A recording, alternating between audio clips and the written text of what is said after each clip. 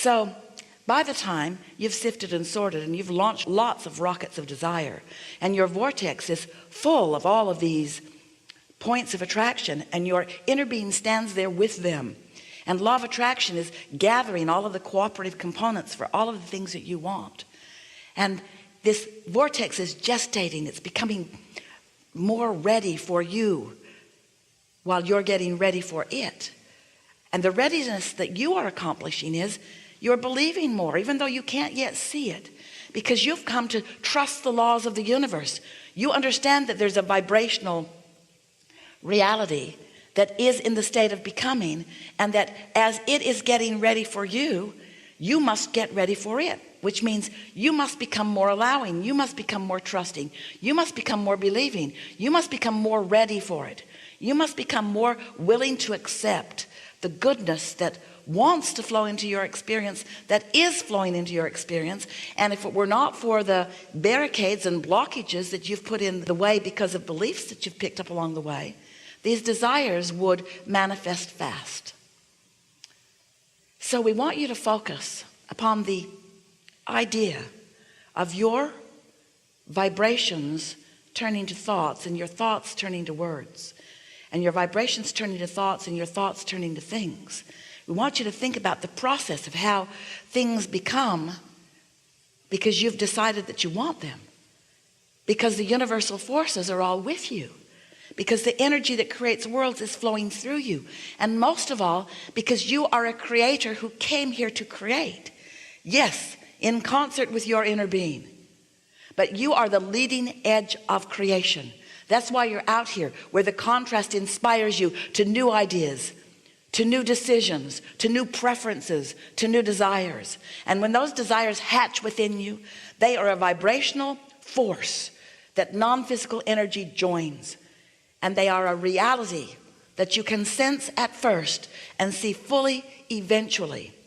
But you've got to get into that trusting, believing, knowing mode, and then you get to experience the sweet spot of watching your ideas turn into the things that represent the manifestation and the actualization of your life experience. You get your hands in the clay. You are the molding of the energy. Notice how robust your economy is, and compare it mentally to what the economy was like 100 years ago, or 50 years ago, or even 10 years ago. Economy is burgeoning. The world is awash in abundance, in money. And yet there are no pipelines trucking it in from other planets. These are the resources that have always been here, that are actualizing because of the thoughts of those like you. So if you will accept that you've created so much, oh, we would like you to see your vortex as we know it to be. And if you will care about the way you feel, so that you can get yourself into what we are calling the receptive mode, up there in those high frequencies, in the pure energy, where your ideas are moving freely and where your ideas are turning to the things of your life. But you must not block them with contradictory thought. You cannot want it, but you must not argue for your limitations. You must not continue to tell it as it is, if as it is not as you want it to be. You must tell the story the way you want it to be until you've practiced the story into your expectation of it being that way. And when you believe it, when you expect it, when you know it, when your vibrational frequency is without resistance, then there is this smooth transfer from your vibrational reality into your mind, into your ideas, into your impulses, into your timing, into your right place, right time, into your hands-on, deliberate creating of your own life experience. Not one of you said, I'll go, but I want someone else to create it for me and I'll just inherit it. Not one of you said, I won't be good at it when I get there, so I'll just wait for others to create it and then I'll just take it away from them. Not one of you said, I will go forth into the physical experience and I won't be good at this, but I will just blunder into it. Every one of you said, I'll go into my body and I'll explore and I'll decide from my personal experience. and I'll launch rockets of desire, and I know that the non-physical broader part of me will tend it, and I know that by the natural laws of the universe that what I've decided will become bigger and bigger and bigger while I am tuning and tuning into it, until the next logical step for me is to receive an idea about it. And you know you do that all the time. When the idea of desire flows to you, you know that fresh feeling when you know you want something and it feels so good. You know that exhilarating, satisfying feeling when an idea comes. Ooh, that sounds so good, until you kill it with your doubt or your logic or with your habit of thought. But we know you know those feelings, and if you will focus upon what some would call the birthing of the idea, it's not the birthing of it.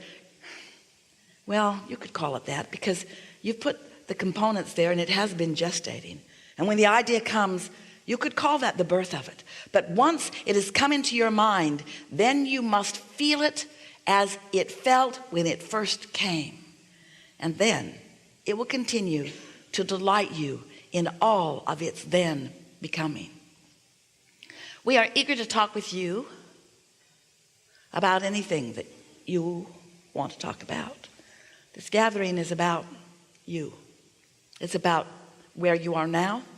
It's about helping you find a little less resistance on your path. It's about helping you focus with more clarity upon what you want. And it's about you and us. Oh, a lot of us came. In fact,